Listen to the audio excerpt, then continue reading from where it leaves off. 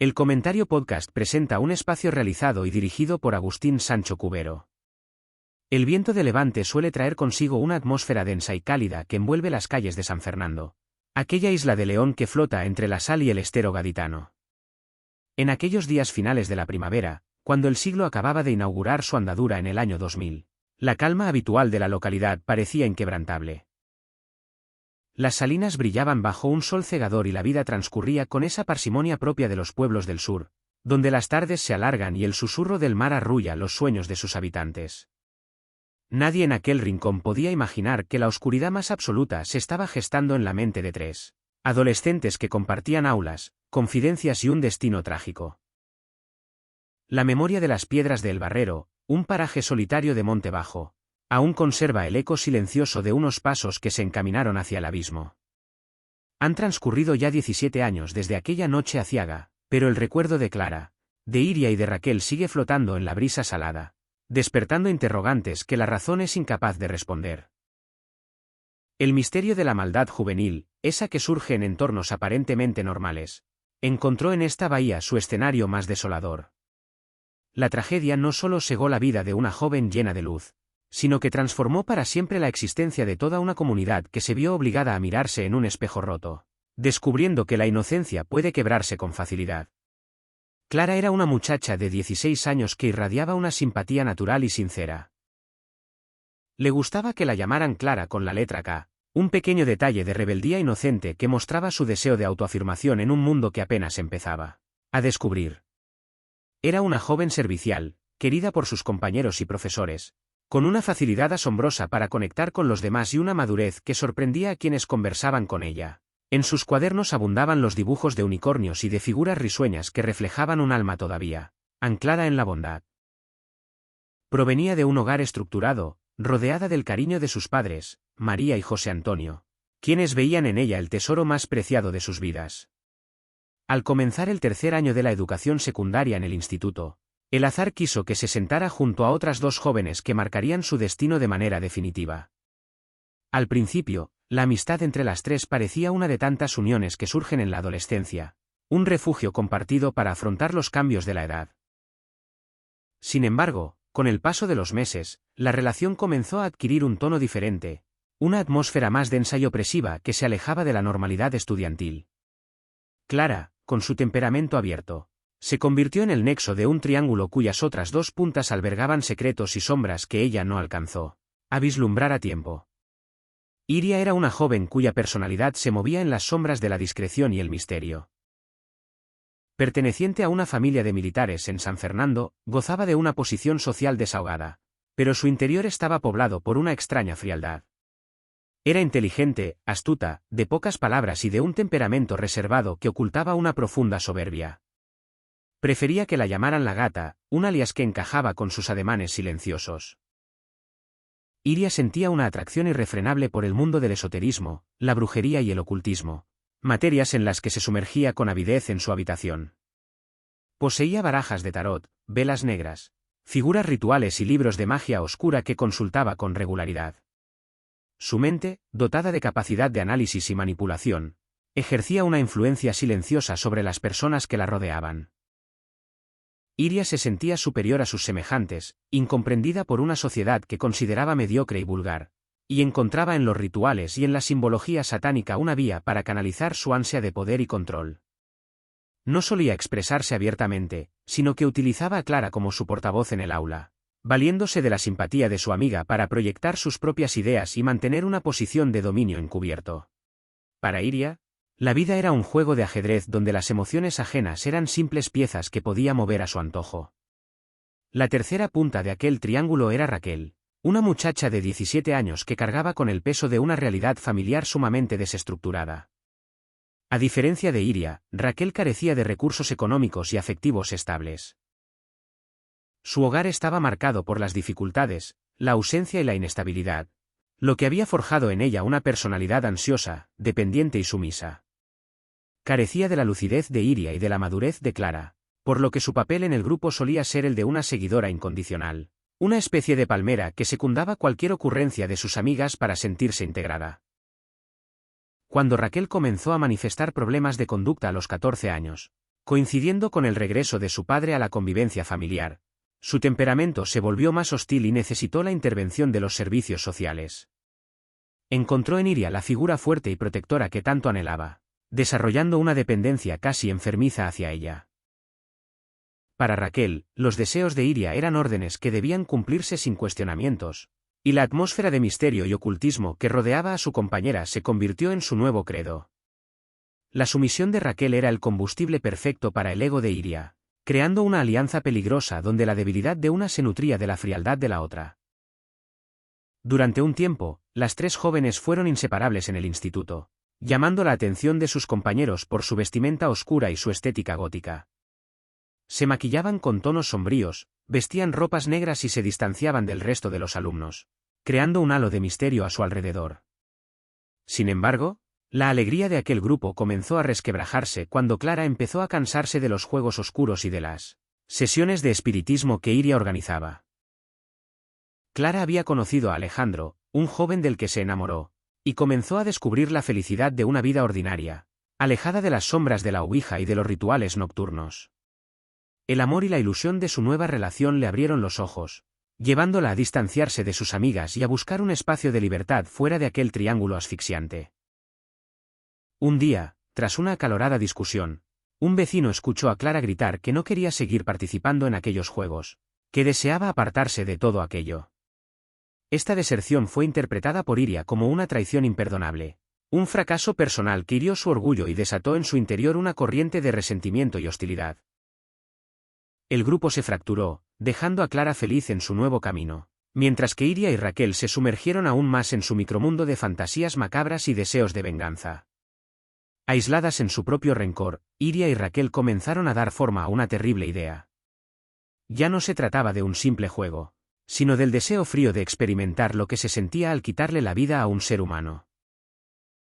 Su obsesión se alimentó del trágico suceso ocurrido el 1 de abril de aquel mismo año, cuando un joven llamado José Rabadán asesinó a sus padres con una katana. Aquel crimen mediático fascinó a las dos muchachas, quienes vieron en el asesino a un ídolo digno de admiración. Llegaron a conseguir la dirección del centro donde estaba ingresado, escribiéndole cartas donde le declaraban su amor y le preguntaban qué se sentía al matar. Asimismo, las jóvenes descubrieron que la nueva ley de responsabilidad penal del menor, que retrasaba la edad penal y establecía penas máximas reducidas en centros de reforma, les garantizaba impunidad si cometían el crimen antes de cumplir los 18 años. Encontraron en una revista un artículo sobre esta legislación, marcando con un círculo rojo la cifra de 5 años de internamiento cerrado en caso de asesinato. En el ordenador de Iria, bajo un entorno oculto de MS2, la policía encontraría más tarde decenas de relatos escritos por ella, cuentos de horror y muerte donde describía con precisión el plan que estaban a punto de ejecutar contra la amiga, que las había abandonado. La planificación del crimen fue minuciosa y carente de compasión. Antes de fijar su objetivo en Clara, las dos adolescentes decidieron realizar un ensayo general para comprobar sus fuerzas. Unos días antes del trágico suceso, acudieron al centro comercial Bahía Sur con la firme intención de asesinar a cualquier persona desconocida que se cruzara en su camino. En los aseos del establecimiento, acorralaron a una empleada embarazada, cortándole el paso y mirándola con una fijeza amenazante que aterrorizó a la mujer. Sin embargo, la oportuna intervención de una vigilante de seguridad frustró el ataque, obligando a las jóvenes a abandonar el lugar entre risas y comentarios burlones sobre lo cerca que habían estado de lograr su cometido.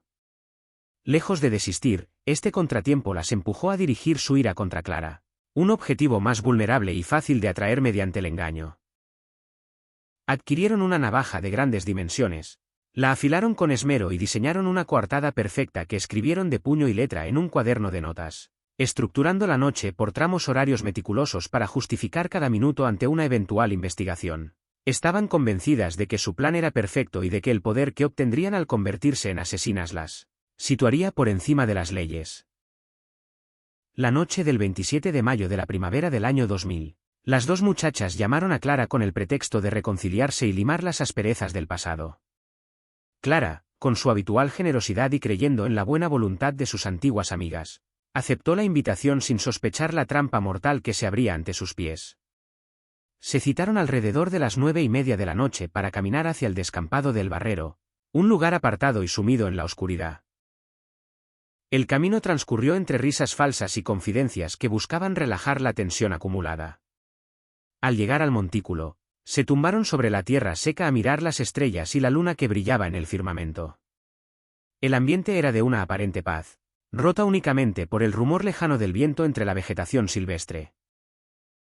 Iria y Raquel le propusieron a Clara un juego de relajación, pidiéndole que cerrara los ojos y les contara las imágenes que acudían a su mente mientras respiraba profundamente. Clara, confiada y serena, cerró los ojos y comenzó a hablar con suavidad. En ese instante de absoluta vulnerabilidad, la soga invisible que se había ido tejiendo a su alrededor se cerró definitivamente, transformando la noche estelar en el escenario de una pesadilla dantesca. Mientras Clara permanecía con los ojos cerrados, Iria se colocó sigilosamente a su espalda, sujetándola con fuerza y tapándole los ojos con las manos para impedir que reaccionara. Al mismo tiempo, Raquel extrajo la navaja de su bolsillo, y sin mediar palabra, asestó un brutal tajo en el cuello de su amiga. El ataque desató una lucha desesperada por la supervivencia en mitad de la penumbra. Clara, horrorizada y sintiendo cómo la vida se le escapaba, intentó zafarse de sus captoras, suplicando entre sollozos que la dejaran marchar, que no le hicieran daño. Sin embargo, la piedad no habitaba en el corazón de aquellas jóvenes. Iria, con una frialdad sobrecogedora, sujetaba con firmeza el cuerpo de su víctima mientras espoleaba a Raquel a continuar con la agresión, repitiendo que siguiera apuñalando sin detenerse. Durante el forcejeo en la oscuridad, la navaja de Raquel resbaló de manera accidental, infligiendo un profundo corte en el brazo derecho de Iria, pero el dolor no detuvo la carnicería. El descampado se tiñó de sangre mientras Clara recibía más de 30 puñaladas que destrozaron su cuerpo. La brutalidad del ataque fue de tal magnitud que el filo del arma llegó a doblarse al chocar con los huesos, dejando marcas en la carne.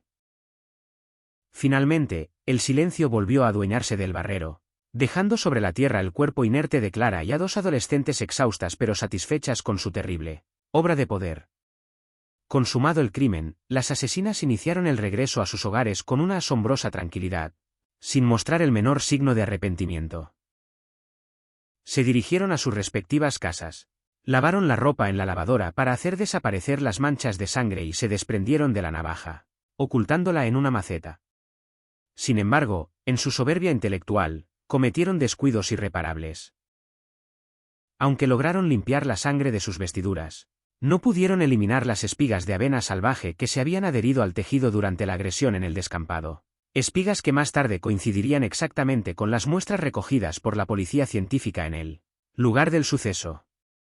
A la mañana siguiente, ante la denuncia por desaparición interpuesta por el padre de Clara, la policía citó a las dos amigas como testigos. Raquel se mostró sumamente nerviosa, fumando compulsivamente y preguntando con fingida inocencia dónde podría estar su compañera, llegando a interrogar a los agentes sobre qué le ocurriría a quien hubiese acabado con la vida de Clara. Por su parte, Iria presentaba un aparatoso vendaje en el brazo derecho, alegando que se había cortado con un vaso de ginebra. El médico forense, al examinar la herida de Iria, descubrió que presentaba las mismas características que los picotazos provocados por la punta de la navaja que había herido a la fallecida. Ante la evidencia abrumadora, Raquel se derrumbó y confesó con crudeza que ellas habían matado a Clara. La confesión de las adolescentes desató una ola de indignación y dolor sin precedentes en San Fernando y en toda España. La indignación popular se tornó en furia cuando los ciudadanos comprendieron que, debido a la reciente entrada en vigor de la Ley de Responsabilidad Penal del Menor, las asesinas no ingresarían en una prisión común y recibirían una condena irrisoria. Durante el traslado de las jóvenes a la prisión de menores, la policía tuvo que utilizar vehículos camuflados para evitar el linchamiento por parte de una multitud enardecida que gritaba consignas de repudio y dolor. En el coche policial, ajenas a la gravedad de sus actos, Iria y Raquel cuchicheaban y se reían con cinismo, obligando a los inspectores a reprenderlas con dureza para imponer el silencio. El juicio se celebró a puerta cerrada entre fuertes medidas de seguridad. Las jóvenes mantuvieron una actitud de fría indiferencia, llegando a cantar en los calabozos y a hostigar a los funcionarios con amenazas veladas.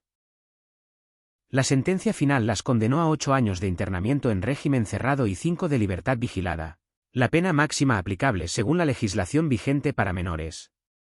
El veredicto cayó como un jarro de agua fría sobre los padres de Clara, quienes iniciaron una incansable batalla social para exigir la reforma de una ley que consideraban profundamente injusta y desprovista de perspectiva para las víctimas. Han pasado los años y el silencio ha vuelto a cubrir las salinas de San Fernando, pero el dolor no conoce el olvido. Iria y Raquel cumplieron solo 6 años de internamiento, saliendo en libertad en el año 2006, habiendo satisfecho su deuda legal con el Estado y recuperando todos sus derechos civiles. Ambas rehicieron sus vidas lejos de la bahía gaditana, declinando cualquier participación en los recuerdos públicos de su crimen. Mientras tanto, la vida de María y José Antonio se detuvo para siempre aquella noche de mayo. El padre de Clara, consumido por la impotencia de ver a las asesinas de su hija en libertad, llegó a acudir a una armería con la intención de habilitar un viejo revólver para tomarse la justicia por su mano, pero la mano del médico forense sobre su hombro y sus palabras de consuelo lograron detenerlo a tiempo. La tragedia de El Barrero permanece como una cicatriz imborrable en la historia criminal de España, un recordatorio sombrío de que los monstruos no siempre habitan en las pesadillas de los adultos, sino que a veces se ocultan tras las sonrisas de unas adolescentes normales que deciden, por puro deseo de notoriedad y poder, apagar la luz de una amiga que solo quería ser feliz y libre. Espacio realizado y dirigido por Agustín Sancho Cubero. Gracias por su atención, hasta la próxima edición del programa.